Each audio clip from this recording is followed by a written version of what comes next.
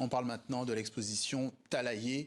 Si vous passez par Paris, elle est visible jusqu'au 23 novembre à la galerie Anne de Villepoix.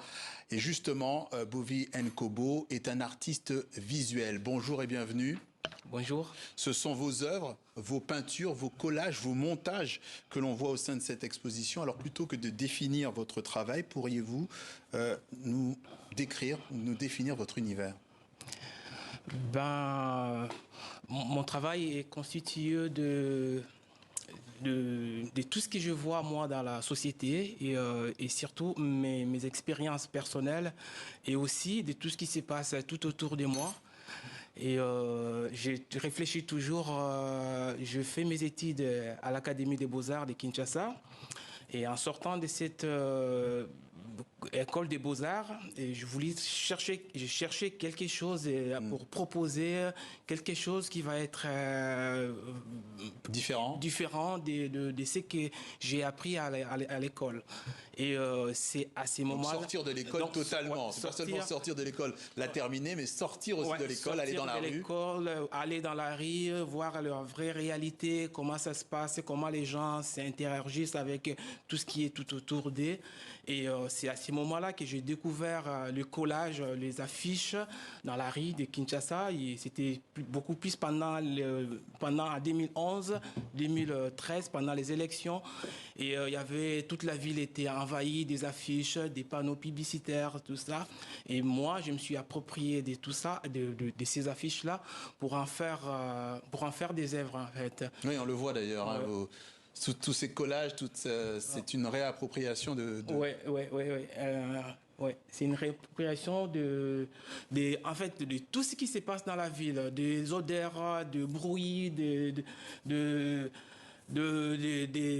cacophonies, de gens qui font tout ce qui se passe. Tout vous inspire à ce niveau-là, en fait. Tout m'inspire. Ouais, donc la rue, on l'a compris, c'est votre terrain de jeu. Oui, c'est Alors, j'ai envie de vous demander, j'ai cru comprendre qu'il y avait aussi la poésie qui vous inspirait. Je me suis laissé dire qu'Arthur Rimbaud vous inspirait aussi. À quel niveau? Oui, Arthur Rimbaud, il m'a inspiré. C'est quand je travaille, des fois, après, j'ai une idée. Après un moment, je fais des recherches par rapport à cette idée-là. Et une fois, en écoutant une émission, j'ai tombé sur le poème de Rimbaud, sur le Dormeur des Vals, et ça m'a inspiré. Et j'étais en train de réfléchir, de faire un travail sur le voyage, sur les déplacés, etc.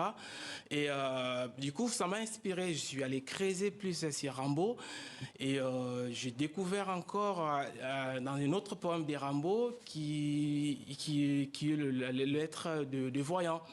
Et alors là, il y a un mot qui est là, une phrase que je trouvais intéressante, j'ai et un autre.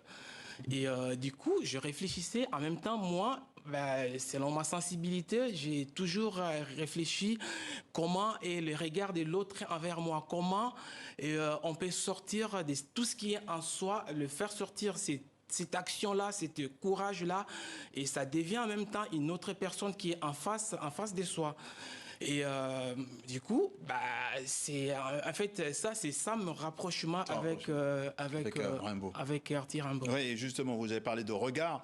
L'exposition s'appelle Talaillé, ça veut dire regarde-le. Regarde-le, oui. Justement. Donc, qui regarde qui et vers quoi ces regards se tournent-ils? Et alors, ces regards-là de toutes ces personnes qui sont dans l'étoile, ce sont des regards de questionnement.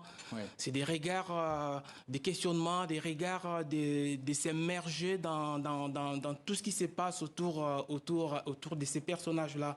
Donc, le fond paraît comme... en même temps, il y a beaucoup d'informations, il y a beaucoup de problèmes de la société qui est tout autour de la personne. Et puis la personne veut se détacher ou se sortir de tous ces problèmes-là.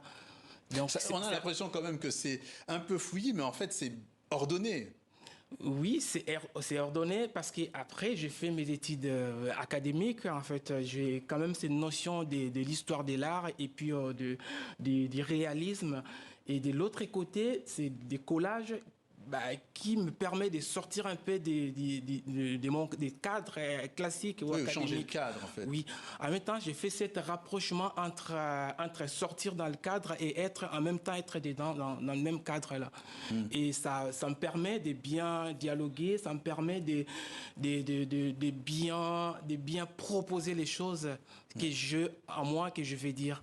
Parfois, vous placez des personnages historiques du XVIIIe siècle, par exemple, comme le député de Saint-Domingue, Jean-Baptiste Bellay, dans un cadre anachronique. Oui, C'est ça, on est d'accord. Hein. Oui. Est-ce une manière de souligner à quel point ces personnages sont modernes dans ce qu'ils incarnent encore aujourd'hui ou dans leur discours? Oui, je pense que pour moi, c'est important d'aller fouiller un peu dans l'histoire et revenir à ce qui se passe aujourd'hui.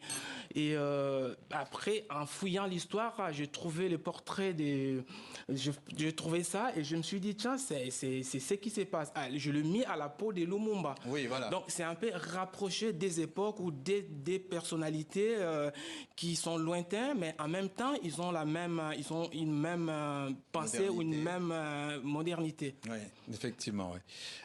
Bouvi Nkobo, artiste visuel, et l'exposition s'appelle Talaillé. Oui. Elle est visible jusqu'au 23 novembre à la galerie Anne de Villepoix à Paris. Merci d'être passé par le journal de TV5 Monde.